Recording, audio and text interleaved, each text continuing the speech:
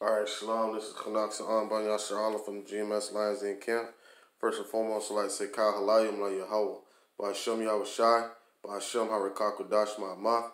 Double honors to the elder apostles of Great Millstone, and salutation to the Arkin that pushing the truth and sincerity and truth, and peace and blessings to the men, women, and children that believe in the name of Yahweh Hashem Yahweh Shai.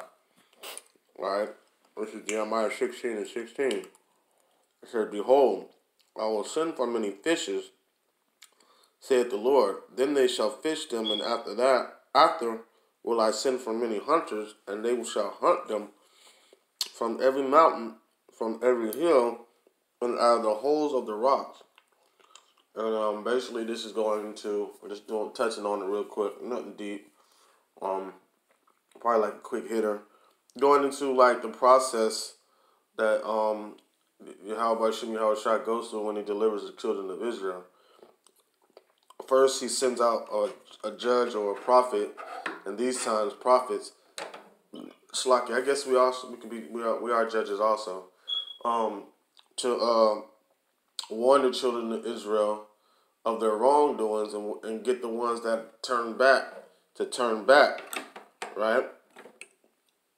And then after that point, once he gets that number together, then he's gonna slay everything, you know. That's when his judgment comes down. But the righteous ones, he gets out of the way. All right.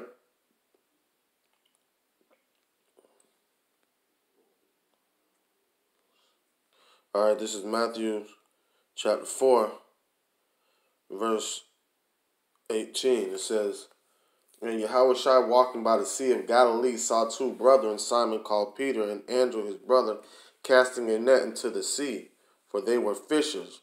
And he said unto them, Follow me, and I will make you fishers of men. And they straightway left their nets and followed him.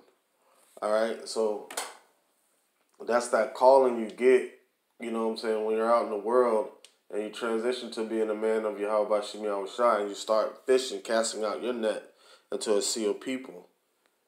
All right. So basically, you know, searching for the elect. All right. The next scripture I want to get is Ezekiel chapter 9. It says, And the Lord, Yahweh Shem Yahweh Shai, said unto him, Go through the midst of the city, through the midst of Jerusalem, and set a mark upon the foreheads of the men that sigh and cry for all the abominations that be done in the midst thereof. All right, he said, unto the others, he said, In mine hearing, go ye after them through the city, and smite, let not I spare, nor have ye pity, because that's what's going to happen to 2/3 of our nation, because they didn't want to listen. They didn't want to listen to the prophets that came to warn them of the destruction, of the judgment of Yahweh Shem Yahweh Shai is about to come. All right, they chose not to listen. Even though we go out there on the highways and byways and teach it. All right, this is Isaiah 30 and 21. It says, And thine ears shall hear a word behind thee, saying, This is the way, walk ye in it, when ye turn to the right hand and when ye turn to the left. All right. It says, that's the point, and that's us out there on the streets teaching and putting these videos up. All right. It says, and ye shall, or Shlaki, that was the point. So basically, what we do is we prophesy about the judgment of Yahweh Shem Yahweh Shai, and we also tear down the groves of, you know,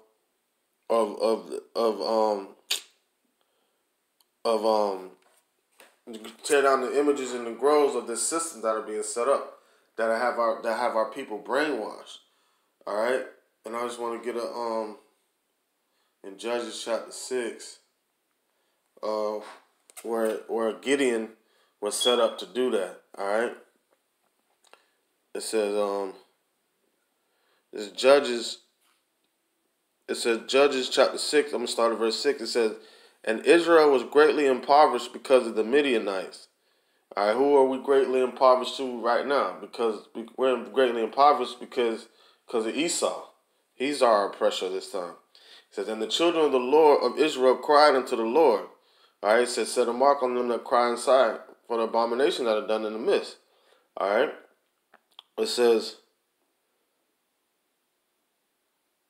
and it came to pass that when the children of Israel cried unto the Lord because of the Midianites, and we're crying out right now because of Esau and these other nations, that the Lord sent a prophet unto the children of Israel. And that's the men of great millstone, man, that go out there on the highways and byways professing the truth of Yahweh Shem Yahweh Shai. All right. And it says, thus saith the Lord, power of Israel, I brought you up from Egypt and brought you forth out of the house of bondage. And this is going to be the second Egypt. All right. And this is going to be the end all tell all. It says, and I delivered you out of the hand of the Egyptians and out of the hand of all that oppressed you, and drave them out from before you and gave you their lands. All right, but this land is going to be destroyed, but we're going to get our land back, which is the land of Israel. All right, but okay, southern border of Judah, Edom, he's going to destroy that and give it to us. And it's going to be built back up. It says, and I say unto you, I am the Lord, Yahweh, your power. Fear not the gods of the Amorites in whose land ye dwell, but ye have not obeyed my voice. And 2/3 of our people won't obey the voice of Yahweh. They're worshiping the gods of this other nation that we're living in, the land that we're living in. All right. It says, and there came an angel of the Lord and sat under an oak which was in Ophir that pertained unto Joaz, the Abizarite, and his son Gideon threshed wheat by the winepress to hide it from the Midianites, because the Midianites were taking all of our crops when we reap, and when we reap, they would take all of our crops. So he was hiding the wheat that he was processing or you know what I'm saying, bundling up at that time. It says, and the angel of the Lord appeared unto him and said unto him, the Lord is with thee, thou man of valor. And we become valiant men entering into this truth. All right. It says, but right now warfare is not carnal. You know. It says, and Gideon said unto him, O my Lord, if the Lord be with us, why then is all this befallen us? And that's the same thing Ezra was saying. If we're your people, how come these heathens that you have ever reputed as nothing rise up over us? Roughly paraphrasing. I think that's in 2nd Ezra chapter 6. Matter of fact, hold on. This is 2nd Ezra chapter 6, verse 57. It says, and now, O Lord, behold, these heathen, Slakia. I'm going to start at 56. It says, as for the people which was also come of Adam, thou hast said that they are nothing, but be like unto spittle, and hast likened the abundance of them that drop it from the vessel. So basically, he was explaining how the children of Israel are the chosen, you know what I'm saying, are his chosen people. Negroes, Latinos, and Native Americans. It says, verse 57, it says, and now, O Lord, behold, these heathen which have ever been reputed as nothing have begun to be lords over us and to devour us. But we, thy people, whom thou hast called thy firstborn, thy only begotten, thy fervent lover, are given into their hands. If the world now be made for our sakes, why do we not possess the inheritance within the world? How long shall this endure? And that's the point. He's a God of long suffering. All right, so go back to Judges chapter 6. Where was I left off at?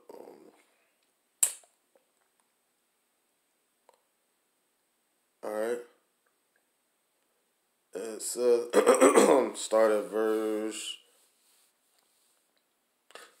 13. It says, and Gideon said unto him, O my Lord, same thing Ezra was saying, if the Lord be with us, why then is all this befallen us, and where be all the miracles which our fathers told us, saying, did not the Lord bring us up from Egypt?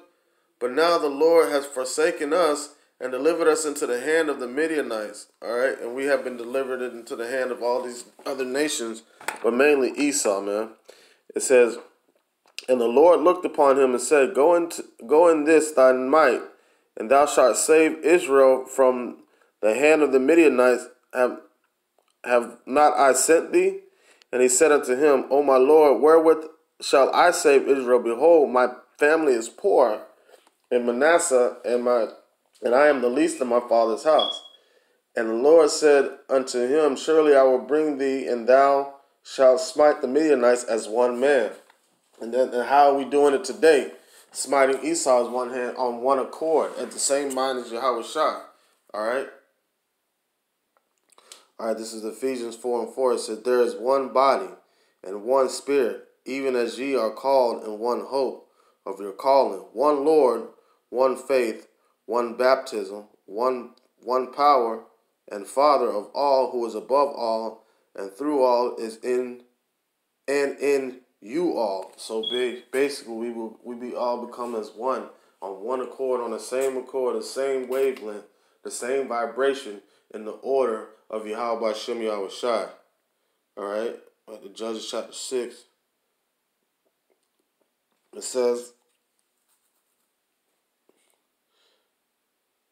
all right, Judges 6:16 again. It says, then the Lord said unto him, surely I will bring thee, I will be with thee, and thou shalt smite the Midianites as one man. All right.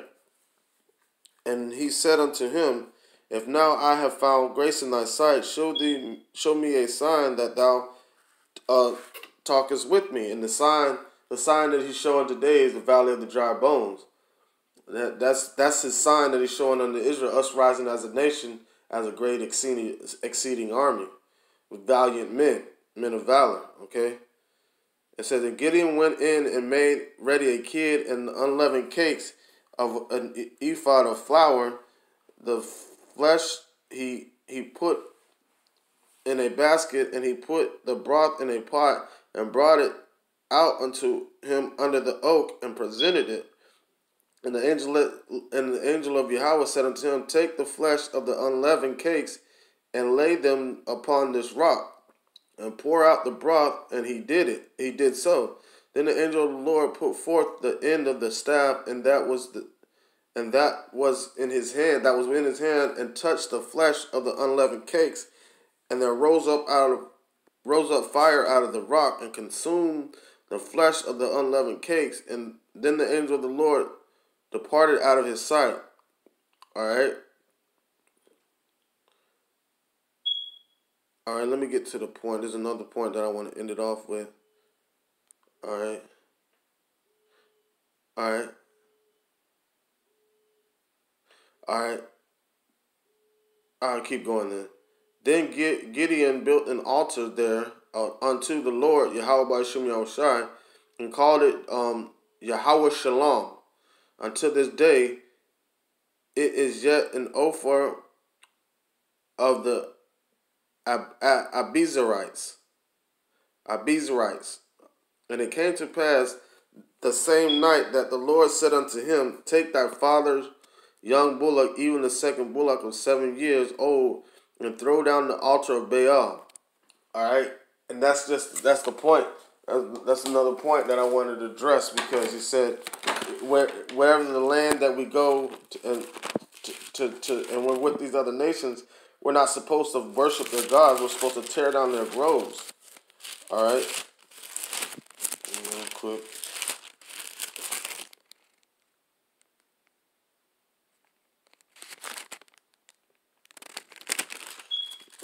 Try to find the scripture.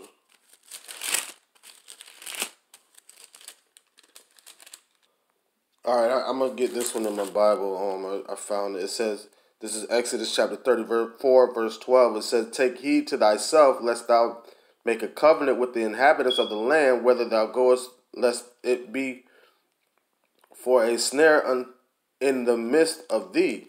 But ye shall destroy their altars, break their images, and cut down their groves. And that's what Yahweh Shem Yahweh Shai was sending Gideon to do. All right, it says,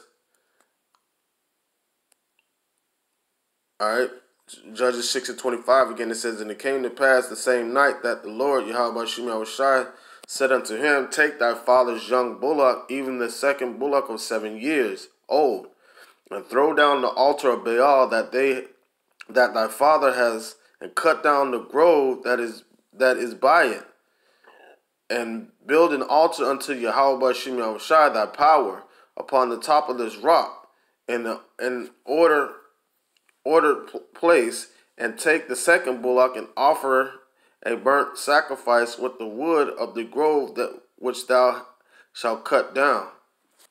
And that's what we're supposed to be doing right now, man. All right, not worshiping these gods that are here, but worshiping the true God, Yahweh Shem Yahushai, man. Tearing down these groves. Where are they set up now? They're set up in the minds of the children of Israel. So that's why we go down and tear them out of your mind, because you can physically tear down a grove, but if it's an image is still there in your heart, in your la'ab, in your mind, then it defeats the purpose of you physically tearing it down. All right.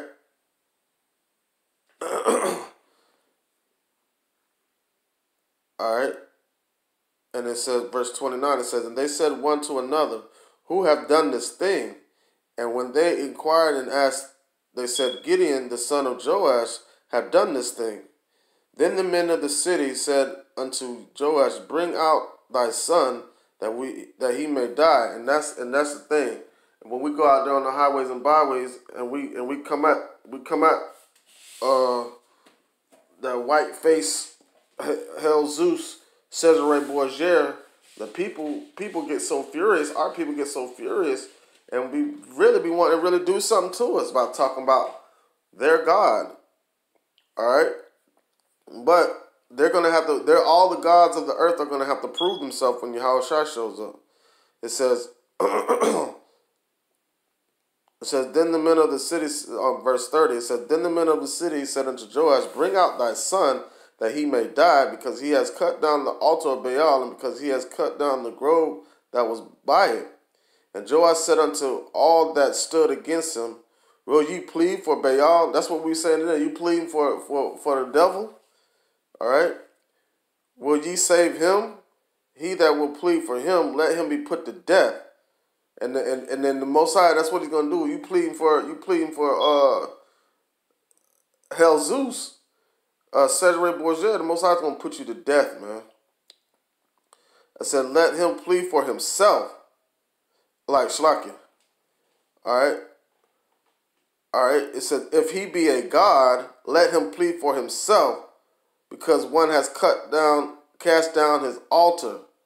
Therefore, that day he called him Jerubbaal, saying, let Baal plead against him, because he threw down his altar. And that's just it. And then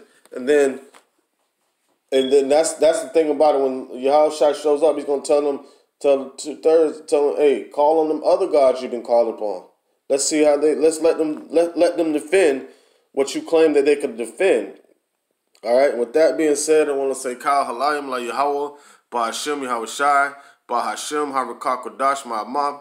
Double honors to the elder apostles of Great Millstone, and salutation to the Akim that pushing the truth and sincerity and truth, and peace and blessing to the men, women, and children that believe in the name of Yahweh Ba'Hashem Yahushai. Shalom.